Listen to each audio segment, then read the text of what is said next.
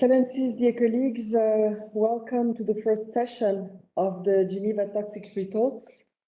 This event is organized in hybrid mode. We have a few attendees with us here in Geneva in the room, at the Centre Administratif de Varambé, and a few more online. Every fall, we are delighted to welcome the Special Rapporteur on Toxics and Human Rights to Geneva, as he reports to the Council and to the on issues related to his mandate. The Geneva Toxic Free Talks, organized on the sidelines of the 61st regular session of the Human Rights Council this year, aim to harness the opportunity of this moment of the year to reflect on the challenges posed by the production, use, and dissemination of toxics, and how Geneva contributes to bringing together the actors working in reversing the toxic tide. This year's Geneva Toxic Free Talks take place over 2 days of conferences and discussions here at the Centre Administratif de Varambé and at the Palais des Nations, celebrating an important milestone, the 25th years of the mandate and the struggle for the right to live in a toxic-free environment. Before I give the floor to our today's moderator, Yves Lador, the Geneva representative of Earth Justice, let me remind for those who are online with us that you can raise your questions by using the Q&A box, which we will address in the Q&A session of this event. The summary and the video of this event will be available online as usual on the link that has been shared on the chat by my colleagues. With that, Yves, over to you.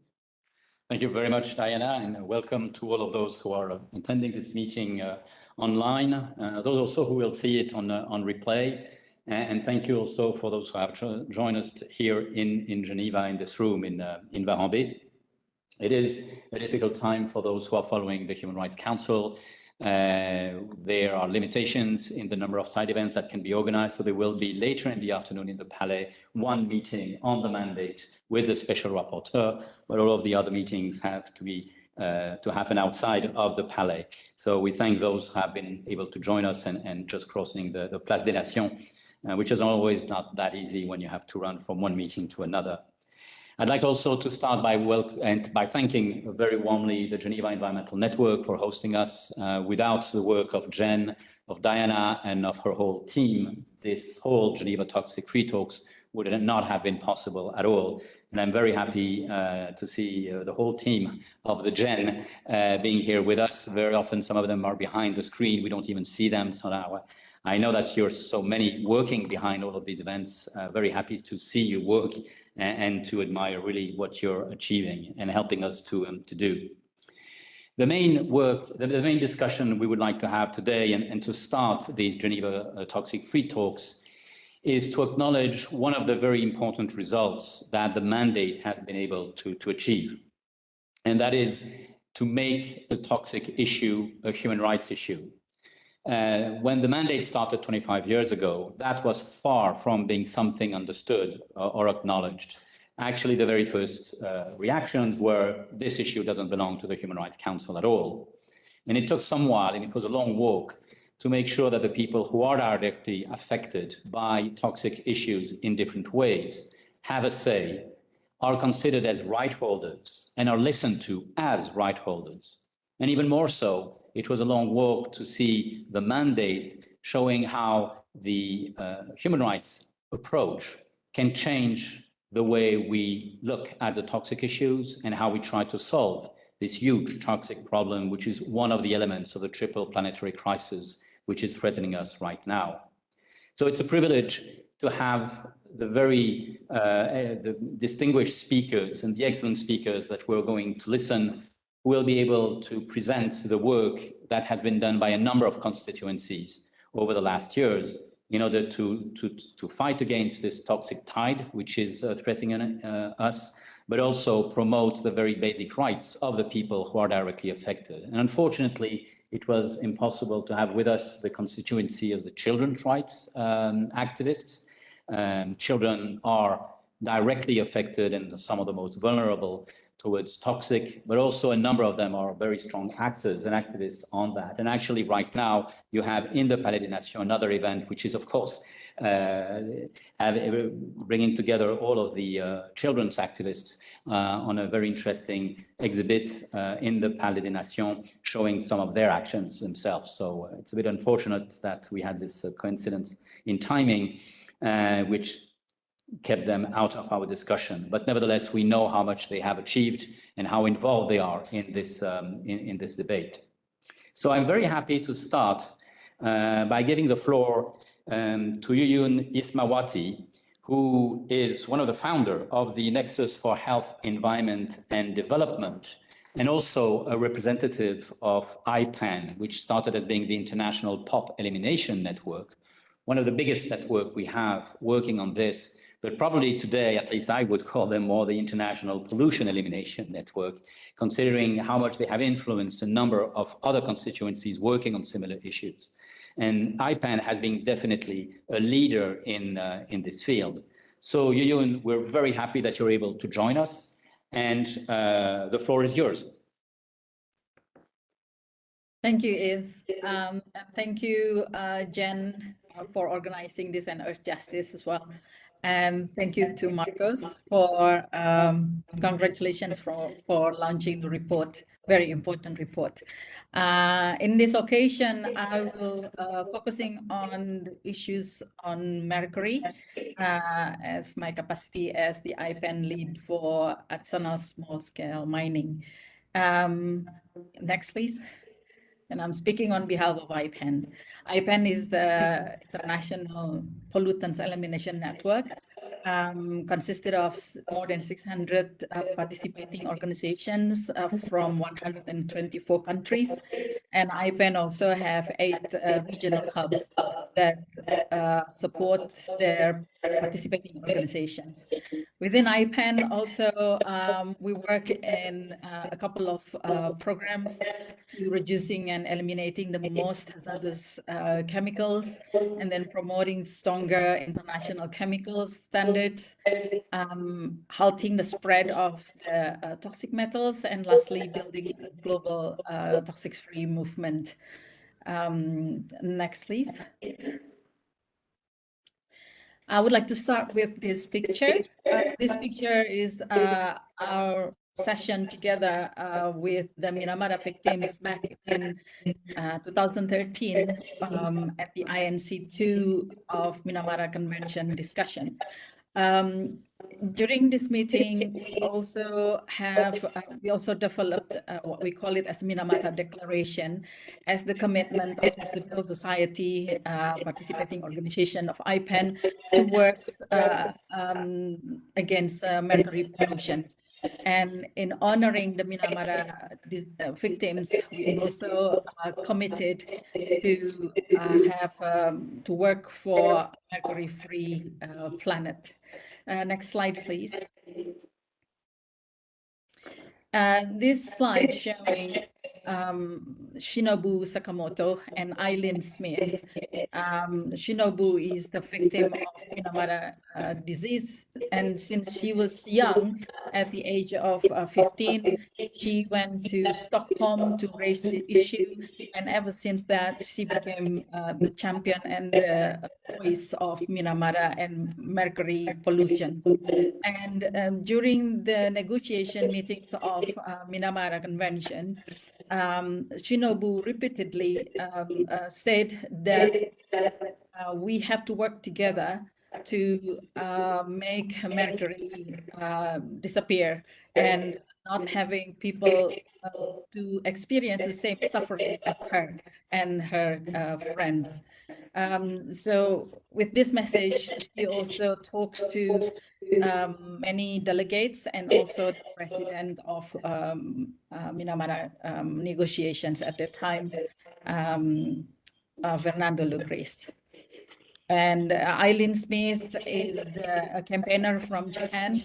You can see her also in her new movie, the Minamata movie.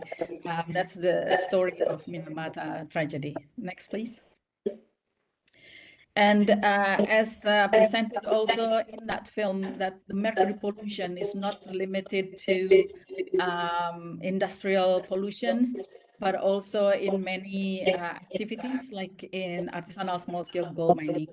And due to the uncontrolled use of mercury to extract gold, mercury in gold mining environment lasted very, very long in the environment. And we can see this example from the gold rush back in 1849. In the US, in Australia, many places that used to be the gold rush sites became the US trust fund, super fund. And also in Australia, for instance, in Victoria, the ground didn't even being remediated because it's so dangerous. And if we can see in this chart that the contamination to the downstream communities will last for more than 20 years. Next, please. Minamara, mercury pollutions also affecting bodies of human in different ways. And mercury poisoning also appeared in various type of diseases. As you can see that in this graphics, you can see different kind of illnesses and diseases due to mercury poisoning, including fetal mercury syndrome. Methyl mercury is the most dangerous form of mercury, and that can be found in fish, and especially if mercury already used and released to the environment. Next, please. IPAN work with many partners and participating organizations in identifying the mercury hotspots around the world. And as you can see in these pictures, there are a lot of sites, probably more than 3,000 in one study. So compared to 60 years ago, 70 years ago in Minamata, only took place in one or two places in Japan, in Minamata Bay and the Shiranu Bay. But 70 years after that tragedy, it became more and more visible all over the world. So the sources of mercury pollution is not only from industrial activities, but also from coal-fired power plants, from gold mining activities, and the manufacturing activities. Next, please. Coming to the artisanal small-scale gold mining, UNEP report shows that the mercury emissions from gold mining contributed about 40% of the pollutions globally. And this is came first and due to the use of mercury to extract gold in more than 77 countries. And you can find this kind of pictures if you Google artisanal gold mining or gold mining and mercury. You can find a lot of pictures like this on the website. And the situation is getting worse after the pandemic because of the pressures or the attractions of gold price during the pandemic. So gold price is inviting people to go to the field and extract gold because it's very cheap.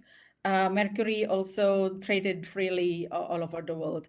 And thanks to Marco's report and also the submissions from many countries and organizations, this information now is very visible and tangible. And we have to end the use of mercury to stop all this suffering. Next slide, please. To demonstrate the impact to the communities, IPAN conducted several studies, and this one is the recent one, the one that's cited by Marcos in this in the presentation, that the communities in Colombia, especially the indigenous people from particular sites near the national parks, affected severely by the pollutions because they rely on their consumptions, their diets on fish, and the fish is contaminated by mercury from artisanal small-scale gold mining activities. And as you can see in the chart in the middle, the average mercury concentrations in hair in women in Bolivia was the highest that IPEN study ever conducted. That's why we also alerted the government of Bolivia and also other government that this is unacceptable. And the standard or the safe level established by the WHO is 1 ppm, but experts already found that with the concentrations of 0.58 ppm already shows the effect into the fetus or the unborn babies. Next, please. And the next study that IPEN conducted back in 2018 shows also women and children from small island states and several countries with various sources of mercury pollutions also have high mercury concentrations in hair. Why are we collecting hair? Because it's the easiest way to monitor the mercury body burden. And hair is invasive method, and it's proven also to be indicator of mercury poisoning. So we can say that when one has mercury higher than 1 ppm, we can consider it as intoxicated by mercury. Next, please.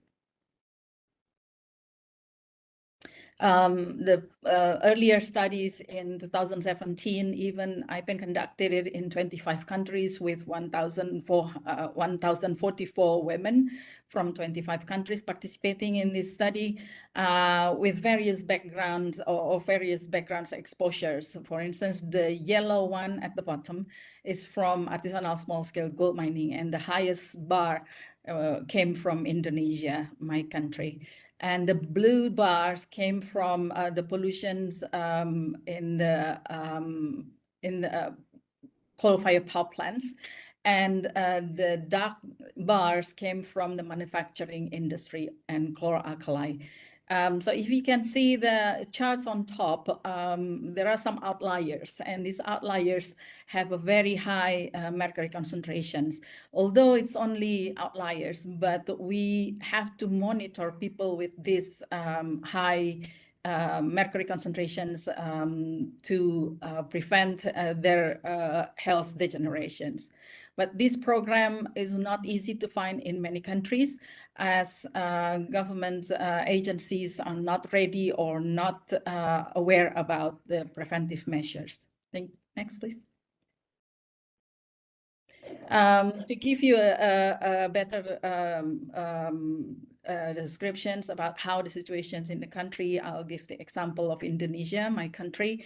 In Indonesia, artisanal small-scale gold mining can be found in 190 locations, but the numbers of the sites could be more than 800 sites, 800 hotspots, and this is affecting more than 1 million populations.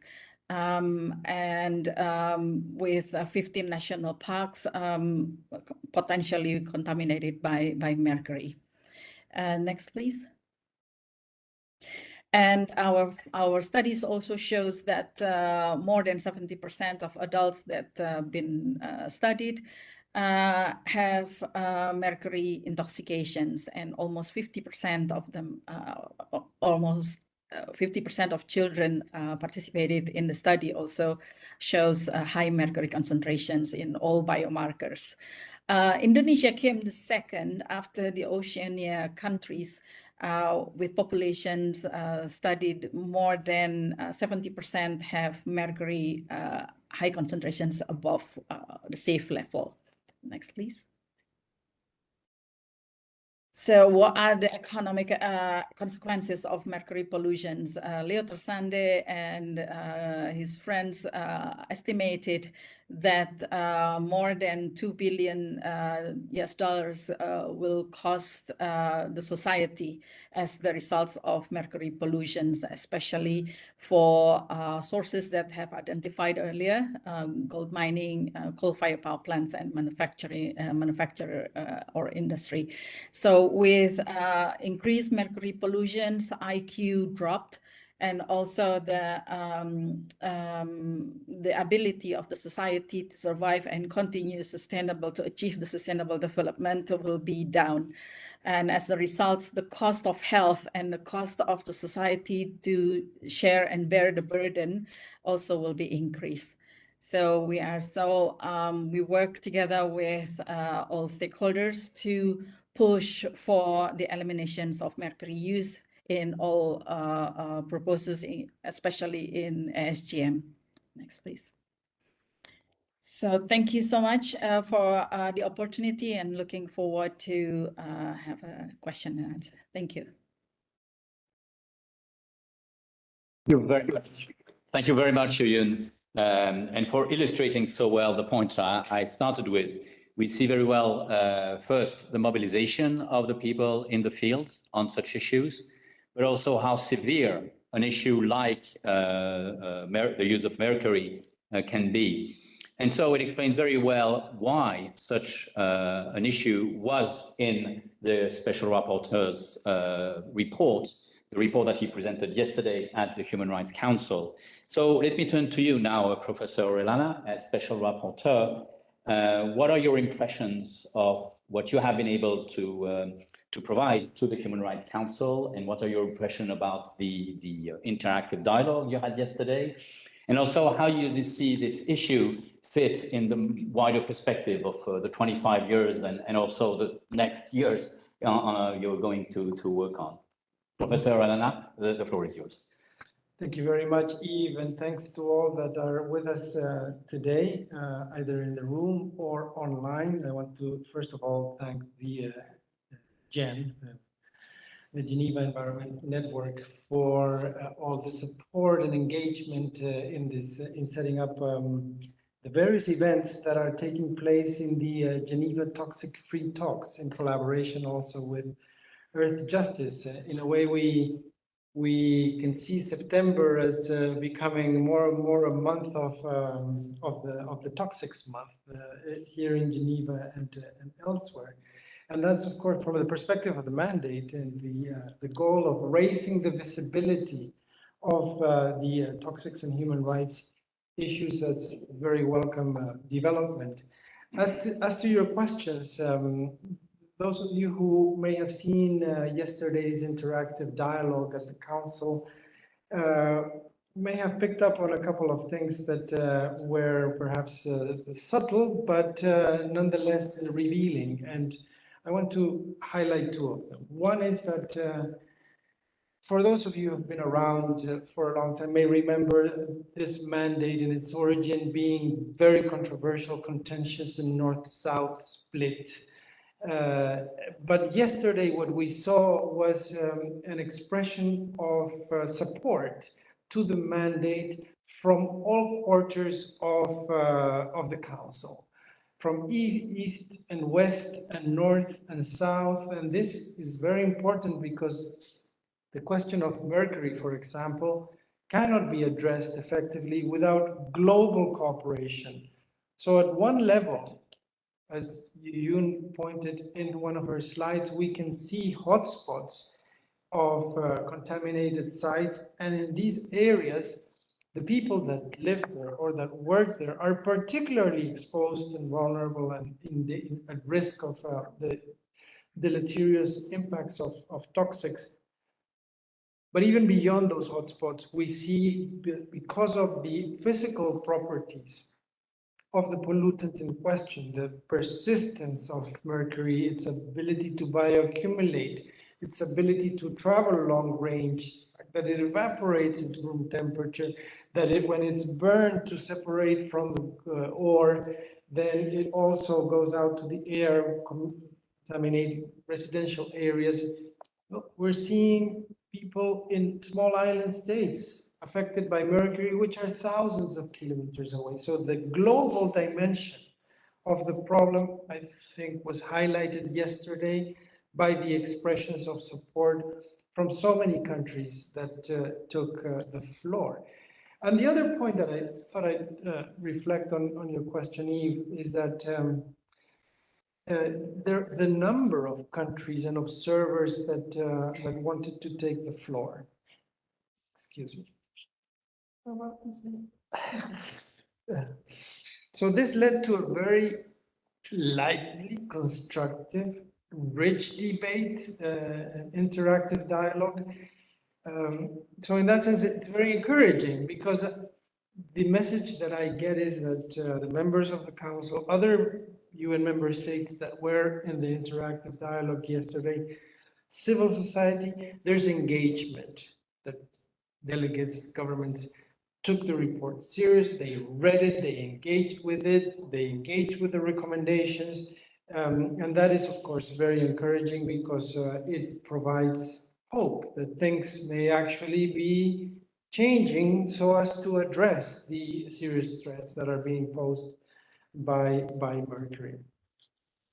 One element that I thought I would comment on in regards to the mandate is on its reframed focus since the Human Rights Council renewed it by consensus now about 10, maybe 11 years ago. And two things flow from that. It's the life cycle approach to chemicals and wastes. So we're not just dealing with hazardous wastes anymore at the end of pipe, but we're dealing with the whole range of issues that concern the circular economy in relation to the chemicals and waste cluster. And I think that that is a very important point to continue to remember because we heard it yesterday in the interactive dialogue. It opens opportunities for the mandate to really get at not just partial elements of problems, but really the root causes and all the implications that are associated with them.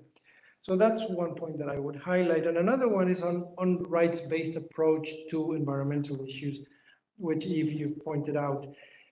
My predecessor devoted specific thematic reports to the situation of children, the situation of workers. Next month, in a few weeks, I'll be presenting to the General Assembly a thematic report on indigenous peoples and toxics. And the inspiration for this is that at one level, we are all as humans impacted by chemicals and wastes. That's our bodies. The human body is the same everywhere. But that said, there are specific individuals, communities, groups, or peoples, for that matter, that because of their historical situation, their biology as in children or women in certain moments of their lives, their social, cultural positions, their social, economic positions, these circumstances mean that these people are in a specific point of vulnerability. And a rights-based approach, one of its elements is looking at reality in a way that it provides answers to those people that find themselves in those vulnerable positions. The last thing I'll mention on the point that you mentioned at the very beginning on making the toxics a human rights issue. So recognizing its human rights dimension is how I would emphasize that, because as Yuyun mentioned, and also we have with us Ana Maria from FIAN International, and in your intervention yesterday, you spoke about food, and the report that I presented yesterday makes the connection very direct between mercury and fish. It couldn't be more direct. You know, you eat contaminated fish, you are exposed to the risks of mercury. And for those peoples, indigenous peoples or island communities of fisher people that eat fish as part of their cultural traditions, we see a huge impact here. Though that's an example. In one of the cases that I'm working on, I was last week in Stockholm, and I had the chance to meet the Foreign Affairs Ministry of Sweden in regards to what I have pointed out in allegation letters is Sweden's international responsibility for the dumping of hazardous wastes generated in Sweden and transported illegally and dumped in northern Chile. There, the connection between arsenic in those wastes and the health impacts of the communities in Arica, they are direct. I had the chance to visit the communities in Arica earlier this year. People that are dying of cancer because of exposure, they don't need to be reminded that this is a human rights issue. Yeah? It's very direct in that sense. And it does mean here in Geneva, perhaps we talk about more general issues of categories of rights. Well, in the experience of people that are exposed, those are abstractions. But if we look at existing categories, it does mean a couple of things. That the interdependence and indivisibility of human rights is a principle that inspires the mandate and should be carried forward in its work, one. Secondly, that the right to a healthy environment, which has been recently recognized in its formulation of clean, healthy, and sustainable, relates to several other protected rights, which mean that it cannot be boxed into either just immediate realization or progressive development. It involves both, and it depends on the facts, it depends on other rights involved. Yeah, so there's so much more that could be said in the light of the differences sometimes in approach between environment and human rights.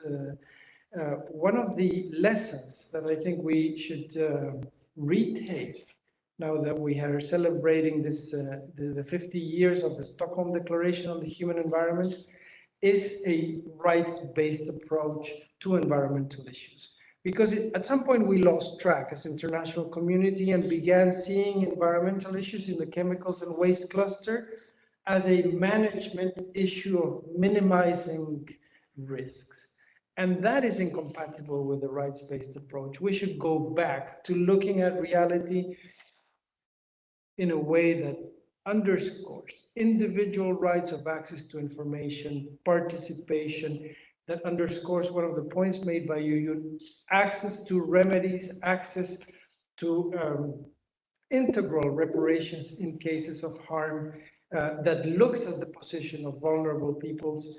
And one last thing is that we want to ensure non-repetition. So when the Mercury Convention talks about no new Minamatas, well, we're seeing, unfortunately, the proliferation of contaminated sites and new Minamatas in the making. And that is something that, from a human rights approach, needs to be stopped. And there's no time to waste. This is the time to act.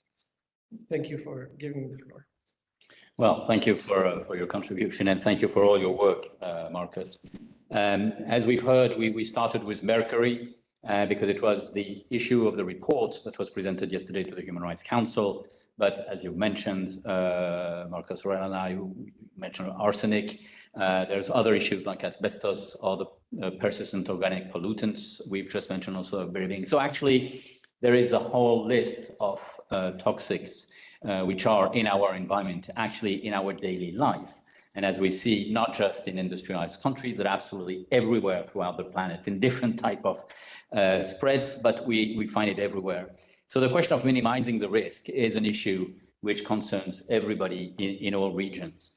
And actually, let's turn now to a region that has tried in some ways to deal with this question of minimizing the risk. And probably one of the questions is this approach also a human rights-based approach? And I'm thinking here about Europe and the EU, which has developed the REACH mechanism, and we can start to look at it over the last years. So I'd like to greet now Tatiana Santos, who is the policy manager of chemical and nanotechnologies at the European Environmental Bureau, EEB. Tatiana, thank you very much for being with us. And EEB has been working very strongly on these toxics and chemical issues in the European framework. So we'd like very much to hear your experience and also how you see the issues we have been raising since the beginning of this discussion. The floor is yours. And thank you for being with us, Tatiana. Thank you. It is our pleasure to be here today. Thank you very much for inviting us to this very important debate, and also to the previous speakers with brilliant presentations. Just very quickly about the EEB, in case anybody doesn't know. EEB is the largest European network of environmental organizations. So indeed, for the new generation of Europeans, the Green Deal is a strong indication that people's concern for their health and the environment is heard and answered. There is a political commitment to a zero pollution and toxic-free environment that has filled the trust between the young Europeans and their politicians as never before. But of course, they remain being only words, and now we want the EU to walk the talk and turn these commitments and words into action.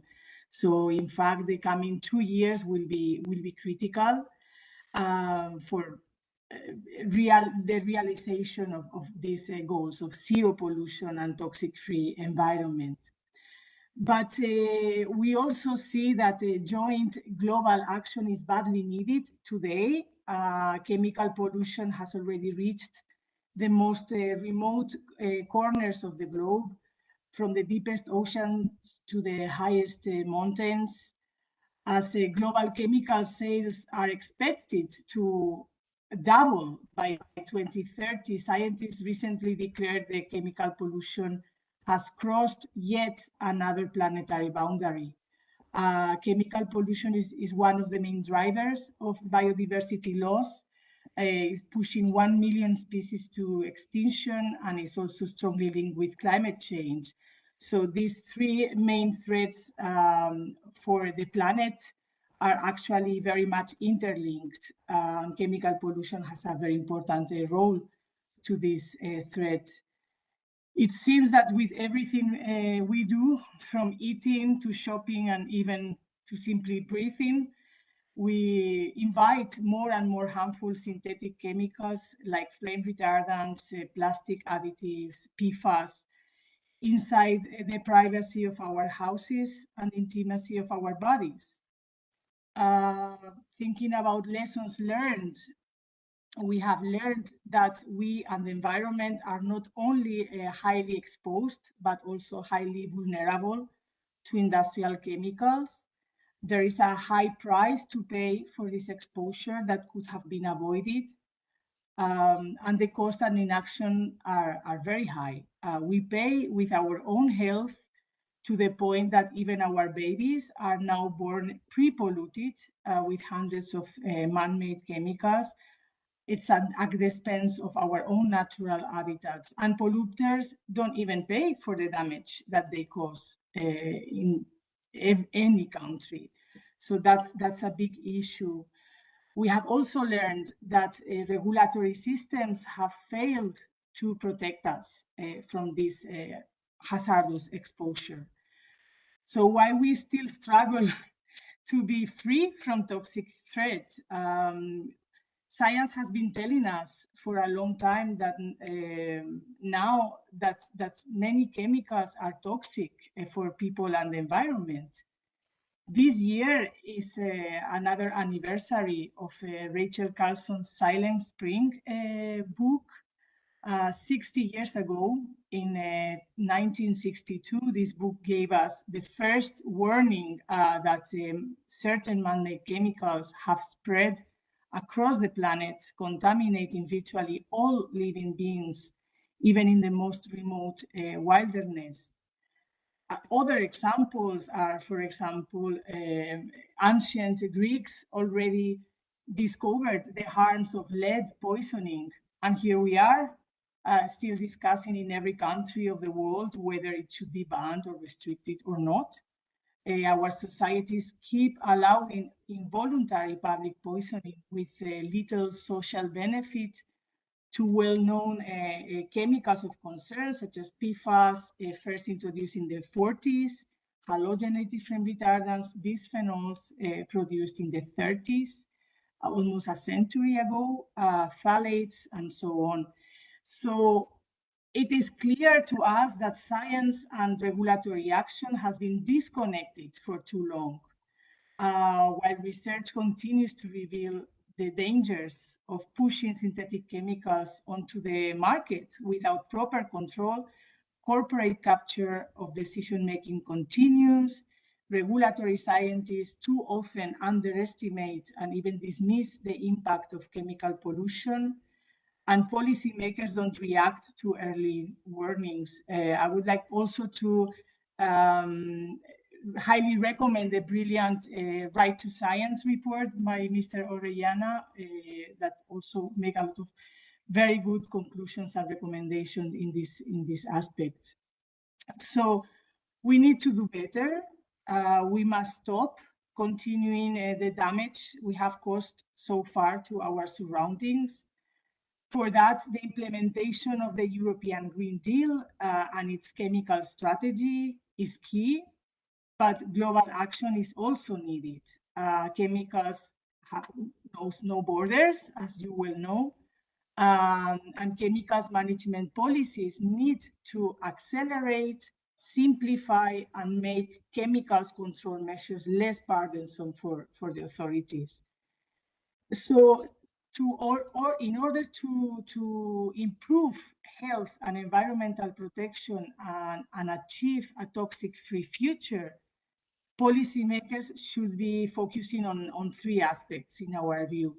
First one would be to reduce the overall use and dependency on industrial chemicals, including chemical pesticides, by, for example, including strong legally binding use reduction targets in the legal frameworks. Another crucial element of regulatory frameworks is that it introduces a toxic-free hierarchy that explicitly prioritizes exposure prevention over control measures. Second important aspect in our view is to really speed up regulation of chemicals. We have recently published a report called Need for Speed, when we analyze how long it takes to regulate chemicals of known concern. And in the EU, it takes the authorities a decade as an average to restrict and phase out harmful chemicals. So there is no more room for delay and indecision. We cannot wait decades to solve the pollution problem. And a very practical and effective tool to speed up would be to apply group restrictions. This is not regulating chemicals one by one, rather than the whole group being the default option in the legal text. In Europe, this strategy, part of the Green Deal, proposes a restrictions roadmap where the default option is to regulate wide groups of chemicals. And last but not least, we believe it's very important, as Marcos before mentioned, to stick to the rights, and apply this rights approach. And we believe that even in Europe and in many other parts of the world, the democratic and environmental principles are not applied. For example, the precautionary principle and the authority's responsibility to act without delay to early warnings. So we realize that knowing enough is not by itself sufficient. We need to act wisely and in good time, which is also necessary. So to set up an early warning system and acknowledge how much information is enough for action to be taken. Do we really need comprehensive assessments to demonstrate that there is need to ban chemicals when they have polluted 99% of the planetary population, or when our babies are born pre-polluted with these chemicals such as PFAS? So we think that we and the future generations cannot wait for lengthy years of science to prove the obvious and for regulators to apply common sense. And we want to propose, for example, zero tolerance to toxics in consumer products, to ensure a general ban of the most harmful chemicals in all consumer products. That should be a basic to apply this precautionary principle. Another important principle is no data, no market, and shifting the burden of proof to industry. So industry in many parts of the world can freely market chemicals without even providing basic safety information, let alone to prove safety of these chemicals for which they are getting an economic benefit. But as it was mentioned before, the bill is very high for the public. So we believe that there should be a mechanism that establishes a pre-market authorization. So chemicals are proven to be safe before they are allowed in the market, rather than the opposite, which is what is the current regular way of proceeding. And finally, the polluters pay principle is key to make democracies economically sustainable as well. It is the polluters who should pay the bill, not our pockets as taxpayers. So that's all for now, and thank you very much for your attention, and looking forward to further discussing with you. Thank you so much, Tatiana, for giving us all these elements of the European experience. It is true that there are two difficult issues when we're trying to link this question of the environmental approach and the human rights approach. There's an issue of time and there's an issue of space. The issue of time, you really describe it so well, is that it takes time to clean some areas and so on. It takes time to get rid of a number of toxics. But it seems too often that, well, it's normal to take time, forgetting that during that time, a number of people are dying, and that there is a rights issue, a question of equality of rights, which is not being taken into consideration. Not to say what you've mentioned also about babies pre-polluted, and which of course raises the issue of the future and the already incoming generations. So we definitely have this problem. We also have another problem about space, in terms of that the regulation that can apply and that can be sometimes actually and do play a leading role at the international level, which can be applied in the EU, are not followed in other areas where actually, in a way, the productions are moved. We saw that clearly with asbestos. I'm taking only just one example, but we see how what has been forbidden in some places or strictly regulated is then still exported directly from the producing countries, or then the production is exported. And this is particularly the fact also, for example, of pesticides. And I'm saying this because, of course, then we see the number of communities who are directly affected by decisions taken in one place, but have no say in the process. And they afterwards are the ones who have to handle this in a very, very vulnerable situation. So I'd like to turn now to Ana Maria Suarez Franco, who is the FIAN representative in Geneva, which is a Food International Action Network, if I'm correct. You'll correct me, sorry about that. I'm always talking about FIAN. Suddenly I said, what? I'm not clear about how to formulate it, what it stands for. But what is very clear is the work that FIAN is doing for the right to food and for the right to be able to have not only a healthy food, but also a healthy environment. And of course, the people you are working with in the field are precisely those who have to deal with these time and place issues I've just mentioned. So thank you for being with us, Ana Maria, and the floor is yours. Thank you very much, Yves, to you and of course to Jen and also to Marcus for the very important work he's doing.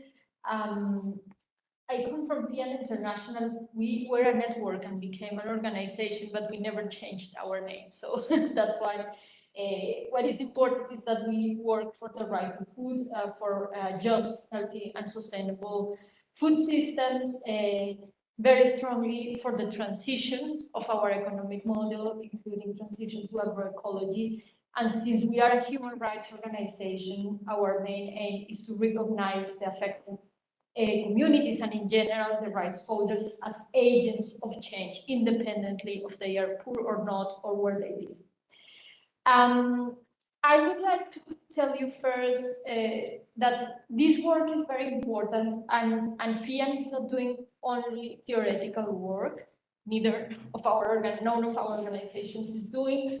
But maybe the first question is, how do we get in contact with these affected communities, right? And I think that in our case, it is in many cases through our national sections. These are the people that are in the day-to-day supporting the communities, but also through our networks or work of networks we support, like for example, Pesticides Action Network. We get to know these cases normally through documenting right of food violations, not necessarily on toxics, but it is more and more the case that toxics are involved in these violations. Also through capacity buildings that we do, or in some cases even when the people come to Geneva, because there are situations in which people are not able to denounce in their countries because that's too dangerous. So when they come to the safe place of Geneva, they begin telling us about the problem. And normally they come asking for support. Who am I speaking about? We work with farmers, fishers, agricultural workers, indigenous peoples, and for us it is very important to say that we consider them as experts on their realities. And we think that constructing knowledge together with them is very important to create what you call in your other report on the right to science, the citizens' science. We consider that the experiences of the people many times are not captured or well captured in science, sometimes also, especially because there are conflicts of interests. People normally come to us or require support where the impacts of these toxic cocktails are already very perceivable for them. And in our case, maybe due to agribusiness, monocultures, and other related activities, but also mining is very, very relevant. And we see different violations, many of them already presented. I will not repeat, but I would like to say that it's not only our health and our nature. In many cases, it's also through community division or criminalization of these people, destroying the social fabric, or even isolation of communities or of specific families, like, for example, in the case of sugarcane. The communities remain alone and then they lose all the capacity to advocate collectively to defend their rights.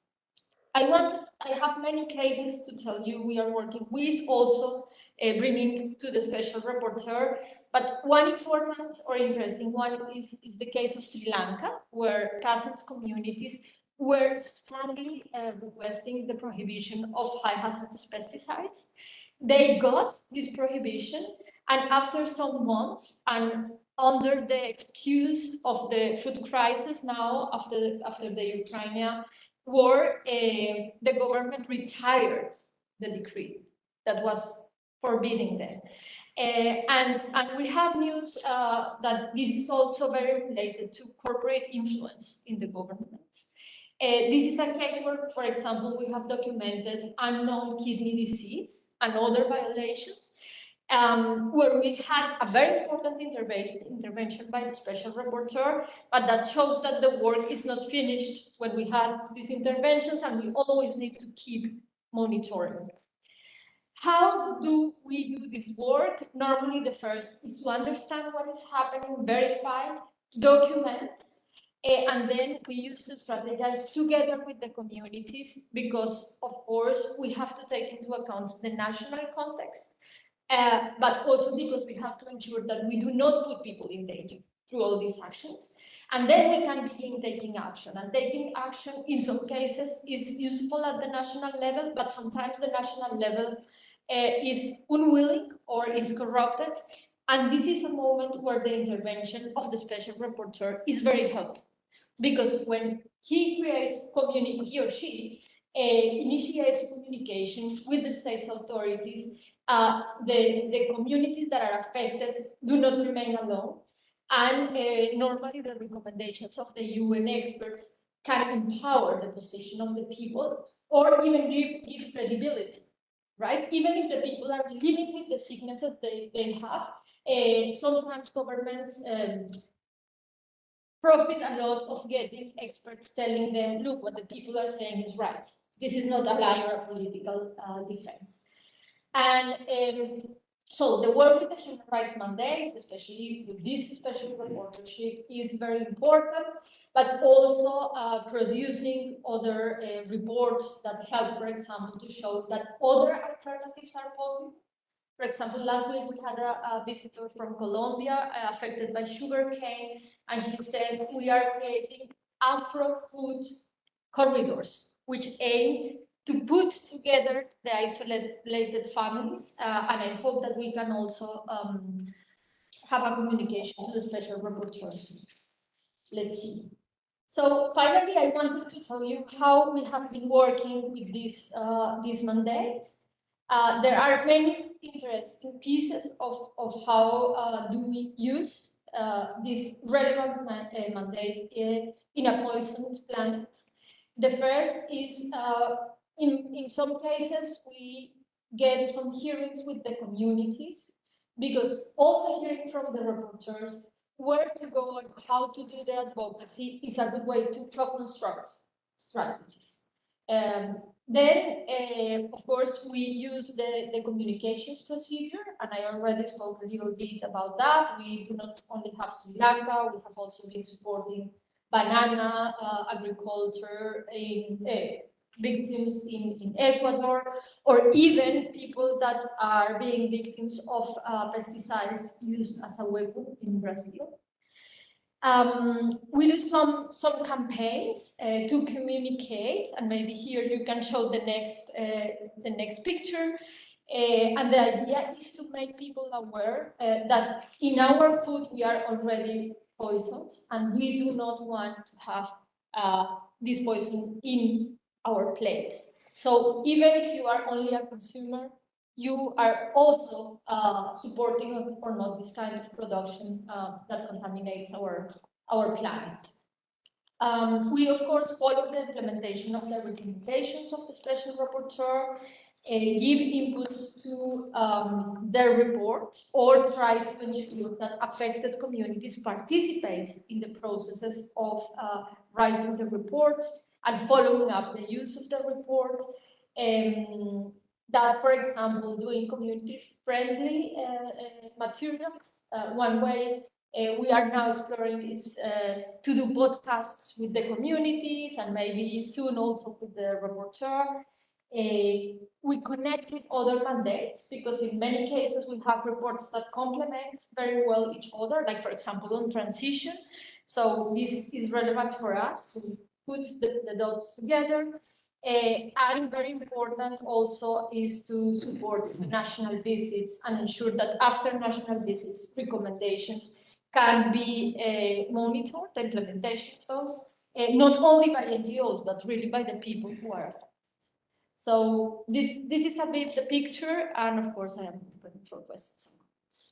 Thank you very much. Thank you so much, Anna Maria. I think it was really quite important to illustrate how strategies in the field are articulated with the work of the special rapporteur of this mandate, but of course, more generally, how also you deal with the question of corporate action. We've heard it also in the previous testimonies. There's a lot of issues relating directly to the business community practice, which is quite problematic and needs to be taken up very seriously. And I know that's one of the issues on which this mandate has worked. Your predecessors also have worked on this element, and you're also working actively on that, as you just described it before.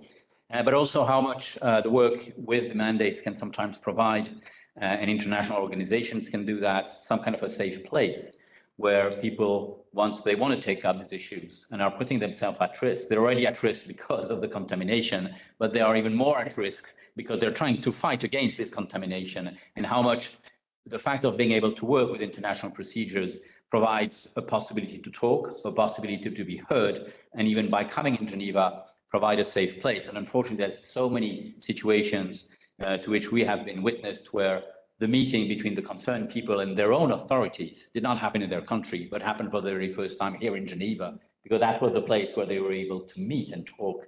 And of course, it's very important to make sure that there's no retaliation once they go back in the country. So it's so important to have here the voice of the people in the field. And I'm sure that what we have just heard echoed very much what our next speaker is going to talk to us about. because Sasha Gabitzon is the leader of the Women Engage for a Common Future, a very important organization working in this field, precisely organizing women, working with women in the field on such issue. And we know how much the gender questions just goes along across all of the issues we have been discussing today. So we're very happy to have as a last speaker, last but not least, that's really what we can say, our last speaker from this angle. So Sasha, thank you for being with us. I know it's a very complicated day for you, so great that you made it to be with us. And so the floor is yours. Thank you very much. Welcome. Good afternoon, everybody. And yeah, at Women Engage for a Common Future, we are ecofeminists, so feminist organizations that work for a non-toxic environment, for environmental sustainable development, with partners in 70 countries. And we are also, of course, members of key networks such as IPEN and EEB. So I'm very happy to see colleagues, Yuyun and Tatjana, from our partner networks. I have a short video which I would like to share with you, which it's going to be a sneak preview because it's not yet finished, and we are making it for the BRS Convention Secretariat, but it really gives, I think, a good insight into what we're talking about today on how rights holders are facing toxic threats. And of course, we are looking specifically at those groups which are never seen, which are outside of the statistics. And these are often informal workers, often women and children.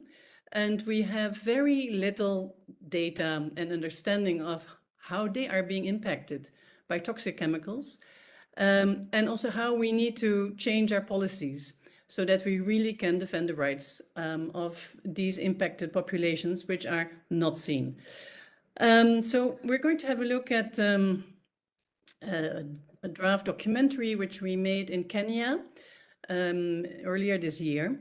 And we have many chapters, and we looked at good practices, but also at really problematic practices. And some of you will have heard about the Dandora waste dump site, which is a huge mountain of waste, which burns day and night, and where, because also of the crisis, more and more people come to as a way to find food and some way to survive the economic crisis, the COVID crisis. And we're talking about some 7,000 people every day spending their entire day in this place. And you will have a hierarchy. You'll have the men, which will get the best goods, and you'll have the women and children at the lowest end of the chain getting the least valuable goods. And they spend their day in a terrible toxic smoke. So I'm going to show this to you. It doesn't have the final subtitles yet. It's only 3 minutes, but it will give us a good introduction, I think, to this theme of the invisible vulnerable groups. So please go ahead. Thank you for sharing.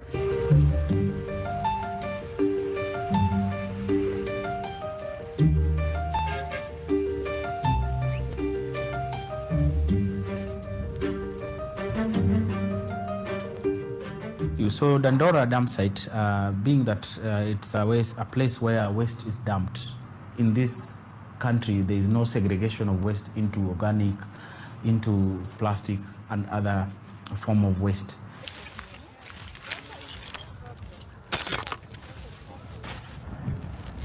Now life here is hard. And this leg, this vein pains a lot. If you go to the hospital, they did an X-ray, they told me, they give me 2 painkillers. Even you can find here some women bleeding, overbleeding when their monthly period comes. It goes even 2 months. Even me, I developed that bleeding problem. You think if you go to hospital, you've been told that it is hormonal imbalance.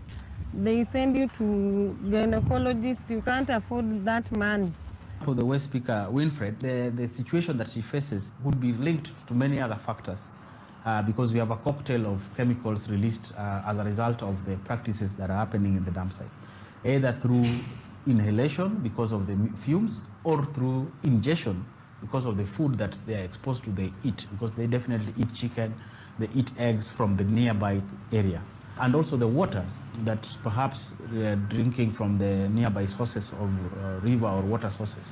And as a result of that, this may be linked to the situation that she has, whereby, as I said, this class of chemicals, it can be heavy metal or the POPs, has different kind of effects on human health.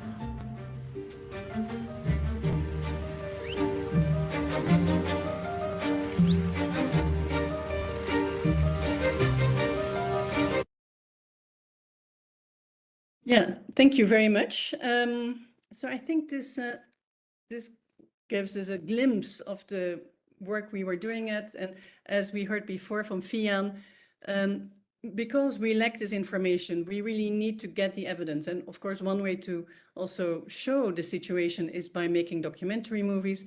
This one is still in low resolution, as you saw. And then to really understand what does it mean for policymaking. And the shocking fact is, of course, that Kenya has been imported mixed plastic waste, has been importing more mixed plastic waste. We know that we have a lot of scandals at the moment, because even though the European Union is supposed no longer to export mixed plastic waste, we still have ships which are, have arrived in Tunisia, which had to be sent, it took a long court case by civil society, including IPAN members, and finally it was sent back to Italy. We had ships recently stopped on the way to Africa. And so we have this, huge impact from the global north and our consumer products, which contain these highly hazardous chemicals, which are then dumped on low-income countries, and often also with the argument that this will create jobs for people who need jobs. But when you then see the conditions in which this waste arrives, often also called, primary material for recycling, then we understand that really this is all, really a human rights issue. And there is no way that we can protect local workers if we cannot even do it in our own country. So one of the first things which have to happen is to end these double standards, and to really make sure also that not only plastic waste, but also pesticides, which have already been banned in Europe, for example, are no longer exported abroad, which they still are. And that also the chemical ingredients for these pesticides are also no longer exported. So there is a lot of work to do. And of course, the Basel Convention and the Stockholm Convention and the Rotterdam Convention are looking at this, but progress is slow. And the amount of pollution is so huge in these hotspots like Dandora, and there are so many thousands and thousands of people who are, inhaling extremely toxic air, are eating extremely polluted food, and so it's no wonder that when you speak with Winifred and other waste pickers, that they tell you. Her children, she has 2 small children of 5 who were born with terrible asthma, but she has no money to look, to get any proper health care for them. So she goes onto the waste dump, and when the truck comes from the hospital, she'll try and take leftover respirators and give these to her babies. There is a very, people die very young. Yeah, we were being told that people often don't reach even the age of 30 among the waste workers. So we really also have to work specifically with civil society organizations that stand up for the rights of these vulnerable groups. And there's some really great groups like Gaia who are working specifically with waste workers and have been very successful also to even getting this their important role into, for example, the draft text for the treaty to end plastic pollution, which is going to be negotiated in the coming 3 years. So I think that is why it is important to also really work with the civil society organizations that are working with the most vulnerable rights holders. And of course, we need to have much more immediate action from the side of the global north to end the toxic waste streams to the global south and to hold the polluters accountable and to make them pay for the cleanup and the policy measures and the capacity building that is needed right now. And we should also really avoid false solutions. For example, you will see many plastic recycling initiatives supported also by global north governments, where they will be making bricks or chairs out of plastic waste, but in very dangerous conditions of production, where the workers, and many of these are women-led enterprises, small scale, but where the workers are being exposed to toxic fumes during the melting process of this plastic waste. So that's another area where we should really make sure that we're not promoting false solutions. And that means that we have to stop the hazardous chemicals at the source so that they don't enter into the recycling streams. Tatjana also talked about that. And that is still a very important battle which we need to fight, where we have a lot of resistance from industry, which say, oh, no, we can manage safely these chemicals even in the waste streams, but we know it's really not the case. I could continue to give you many more examples. I don't know if I still have time, but I'm very glad also just to take questions and comments. And I can also tell you a little bit about the very positive and good examples we also found, which should be supported. But let's bring that into the discussion. Back to you, Yves and colleagues. Thanks. Thank you so much, Sasha. You really made in a very clear way the link between health, environment, and power structures, which needs to be really underlined, because we see how much it's really at the root of the issue. And indeed, a number of right holders are severely impacted, and I think the pictures you've just shown are pretty well illustrated. So indeed, it's the human rights approach brings some kind of a reality check to what we very often hear from different actors, business actors, but even sometimes international organizations with very well-intended programs. But then afterwards, what is the reality? It's very important that we have, and we hear this back here in Geneva, and so that the other international bodies also hear what is really happening. I think there is a question here in the room.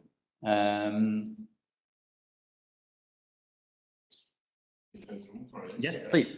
We have a question now, and then we'll go back to the speakers and to the special rapporteur. So I wanted to thank the panel indeed for really revealing, of course, the persistency of this toxicity and the slowness of progress on these issues, and also even hotspots increasing, false promises, etc. I want to take up a comment by you, Marcus, where you speak about how we've sort of been trapped in this trend of risk, minimizing risk, and really that rights-based approaches somehow can help take us out of that, help striking a different balance, perhaps, in how we address structural drivers behind these problems. And specifically, I wanted to ask you as a special rapporteur, and maybe then ask also comments from others, how do we actually strike that balance in practical recommendations, between sort of addressing something specific like mercury, addressing national plans, specific mitigation, health issues, but then also addressing structural drivers, that are actually allowing this to take place. For example, how do we, in a rights-based approach to that, address the wider set of rights issues that are actually violations that may actually be facilitating this situation in the first place, or which ones, where do we strike the balance and how do we do that?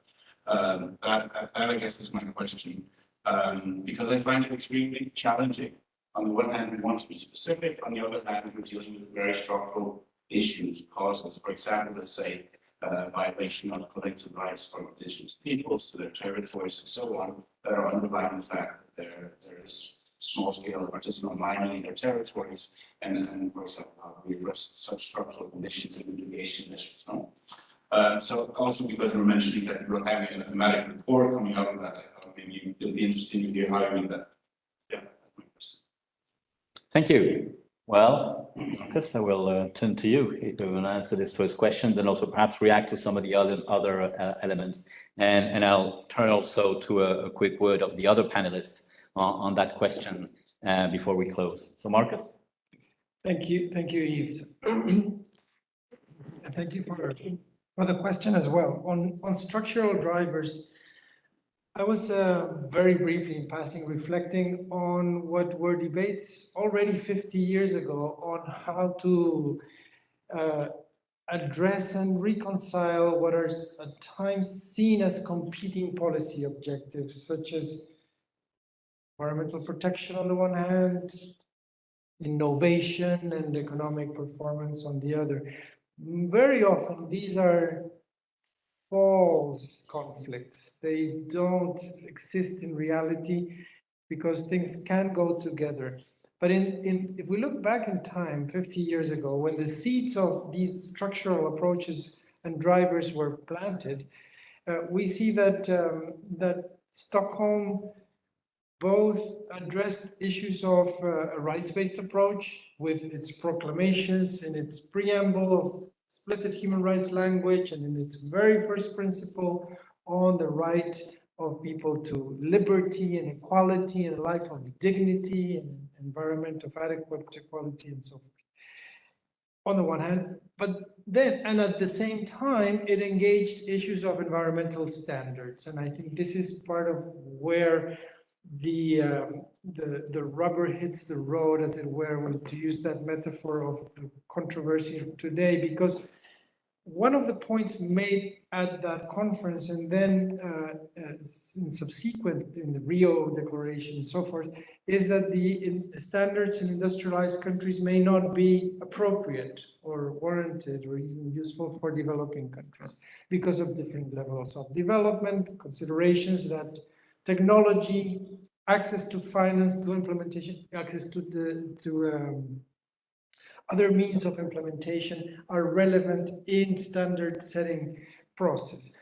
In a context of globalization, what this has meant has been that foreign direct investment moves to places where standards are weak, locates its production there, exposes people to toxics, and then exports products back to wherever that investment came from. So it opens a huge loophole in that context.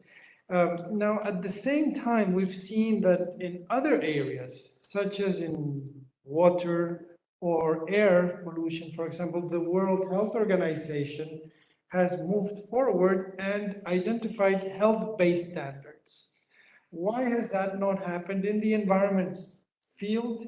Well, this is an unfinished agenda. Certainly there are political questions there, but it goes to your point about risk and the issues of what is the tolerance for risk. And sometimes the argument made that environmental standards need to be country specific because each country tolerates risk differently.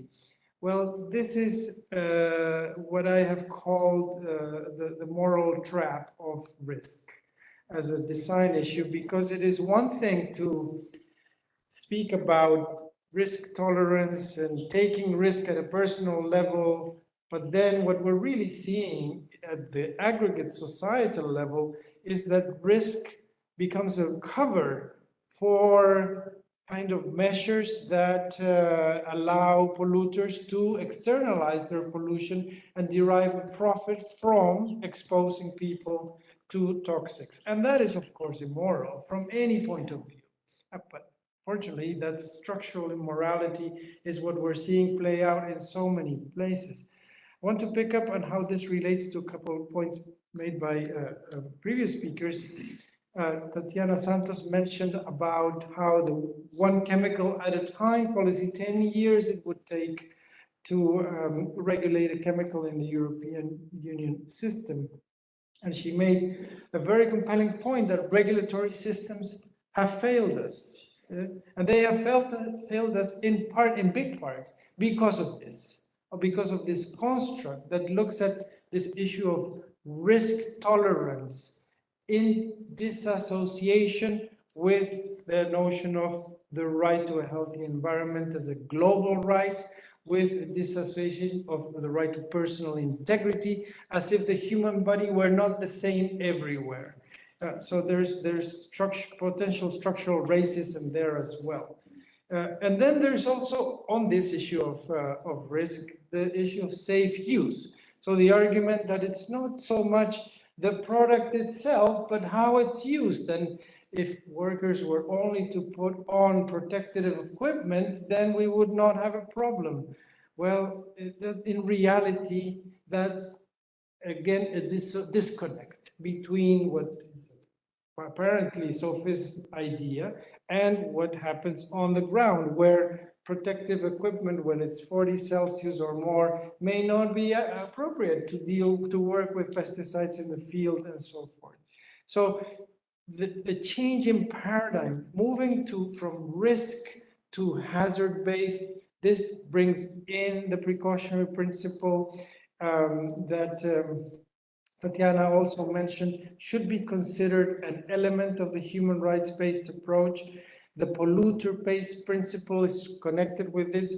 Here, I want to also reflect on how in the field, and more generally in the international environmental field, we see a constant strategy of what some have called dreams deferred. So if we see the loss and damage that has been highlighted by the Special Rapporteur on Climate Change and Human Rights, this issue came up in the negotiations of the Framework Convention on Climate Change. 20 years later, we're still debating it. The question of compensation for harm of people that suffered because of transboundary legal movements of waste, it came up in day one of the Basel Convention negotiations. Kick the can, dreams deferred, liability protocol, eventually negotiate, adopt, not enforce. So when it comes to a human rights-based approach, putting the right of remedy squarely at the center of negotiations and treaty design becomes very important. This is a possible lesson to be drawn that's relevant to the plastics pollution instrument negotiations that are going on.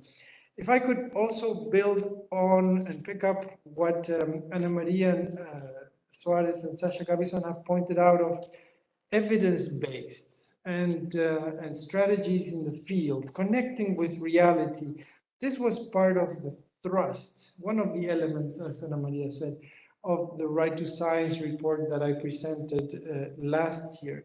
And I wish to connect this with the question of democracy, because we see that disinformation is not just about science, which is elaborated in that report.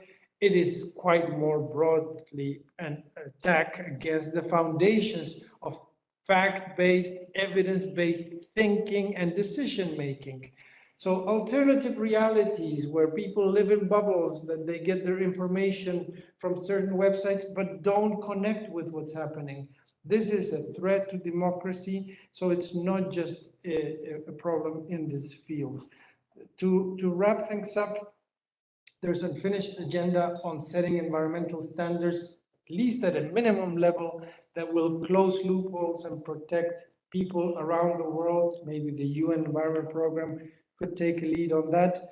And then I also wish to highlight that, as Ana Maria said, special rapporteurs can help empower communities, but at the same time, special rapporteurs, our work depends on and is effective when in connection with civil society movements. We rely on NGOs and others for inputs for reports. Thematic reports could not be the same without those inputs. Communications, casework, we rely on NGOs and communities that work with them to bring information to the fore. Dissemination of reports, dissemination of information. There are other things that are also important, but I wish to highlight how the loose partnership between special procedures and the broader civil society movement that is interested in human rights promotion and defense is critical to making these mechanisms a success. Thanks again for giving me the floor. Well, thank you to you, Marcos. And so precisely in the perspective of what you said, I'd like to turn to each of our speakers for 2 sentences of perhaps reaction and so on. We're getting close to the end of this discussion, but we would like to hear you, and I'll start with you, Yu. If you can be back with us, and if you have 2 reactions on the what you have just heard. Yes, so I think it's very relevant to talk about the issue of remedy, access to remedy, because all kind of toxic pollutions are taking place or occurred because of the lack of safeguard. But safeguard is also depending on the options for remedy. So if safeguards are available, but remedy and remediations are not available, it's useless. So it needs a comprehensive and integrated approach to respond to all these the preventive measures of toxic pollutions to human and the environment. But as the previous special rapporteurs already mentioned, that it's the duty of the states to prevent these toxic exposures. It's the key to prevent all of this suffering and the miserable situations that people have to face. People who work at the informal sector, they are most vulnerable because they do not have bosses, do not have employees. So they cannot be protected by their bosses or their employees. So vulnerable groups of workers like them, informal sectors, need to be more protected. And if the state cannot make a strong regulations, probably the stakeholders and the associations of bigger industries can work together to support them.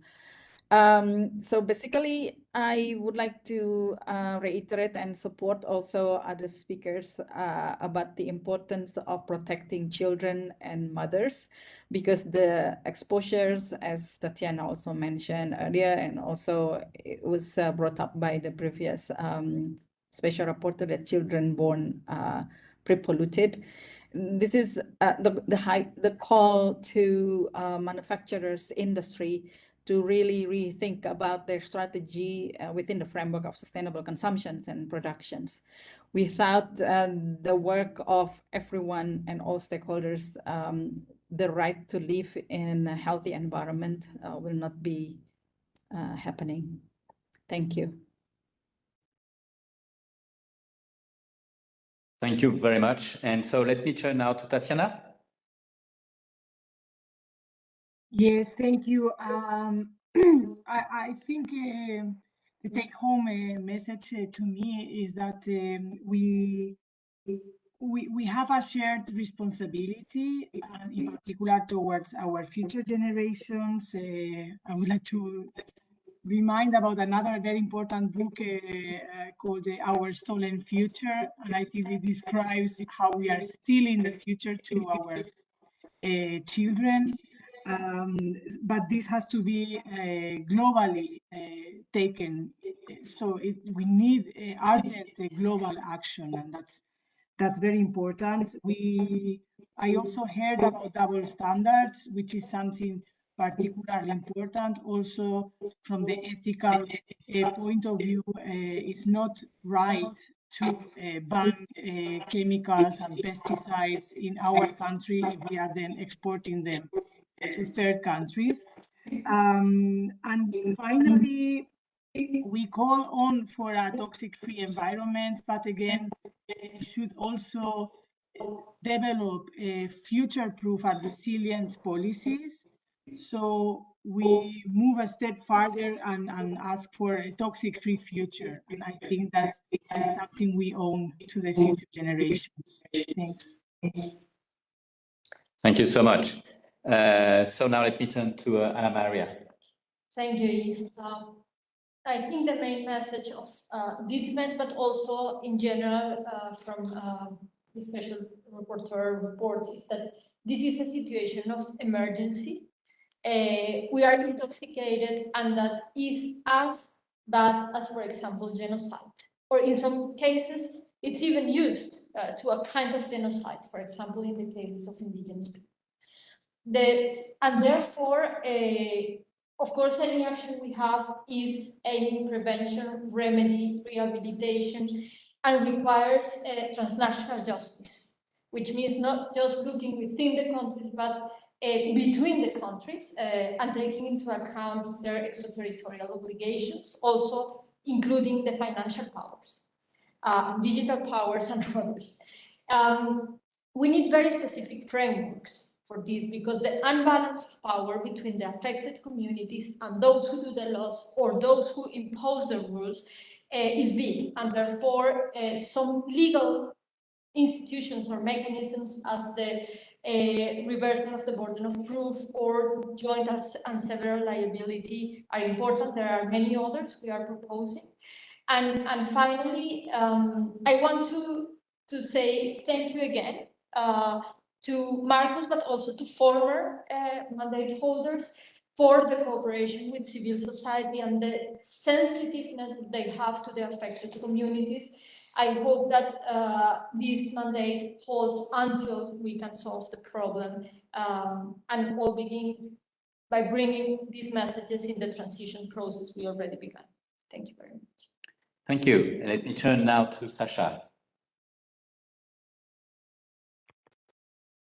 Yeah, thank you. Yeah, I could not hear very well the question about risk, but I do know that often risk assessments are used by industry to try and get away with toxic pollution. We have to be very, very clear. There should be no toxic chemicals in consumer products. There should be none in recyclable materials.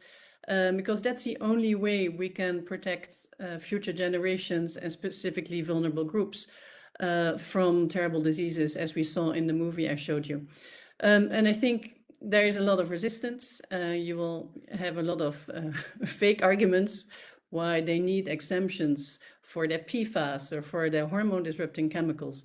But really, that has to be, I think, the clearest message. This is worse than any crisis we have seen before. We have entire generations which are born polluted, and which are therefore at risk of developing irreversible diseases. And we should not, let this be. Let this happen. So indeed, the work of the rapporteurs is super important, and I really am also very pleased that you're looking more specifically at specific groups, indigenous people, women, and so we really encourage that, and we hope we can support you in your mandates, future and current. Thank you. Well, thank you to all of you. And before I give the very final word to the special rapporteur, I'd like first to thank the speakers for their contribution. I think we've seen very well how a number of constituencies are active, are fighting back in order to reverse the toxic tide which is threatening us. And so thank you for your contribution. And I'd like also once again, thanks the whole GEN team for their work. We have seen how much work they have to do to keep the things rolling in such a good way. So thank you to everyone. Thank you to also those who are attending this event. And as a conclusion, let me turn now to the special rapporteur for a final word. Marcus? Thank you very much, Yves, and thanks to all that have taken the floor. A couple of years ago, Philip Alston, when he was a special rapporteur on extreme poverty, put out a report on climate change. And one of the things that he challenged us all in the human rights and also in the environment movement was to take the general principles and bring them to a level of granularity that would have an impact on public policies. I think that formula is not only relevant to climate change, it is certainly relevant to toxics policy from a human rights-based approach.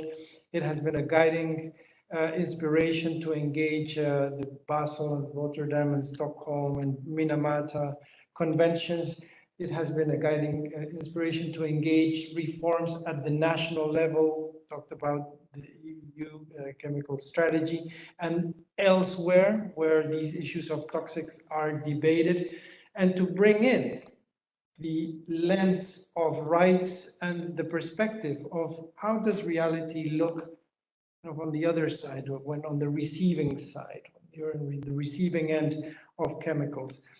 So that work is going full steam. It's going to continue throughout the terms of my mandate, and with a renewed emphasis now that we have global recognition of the right to a healthy environment as a critical tool, which involves the right to a toxic-free environment. I want to thank again, once again, the Geneva Environment Network, Earth Justice, all speakers, all who joined, and invite you to continue tuned to the work of the mandate. Thank you very much.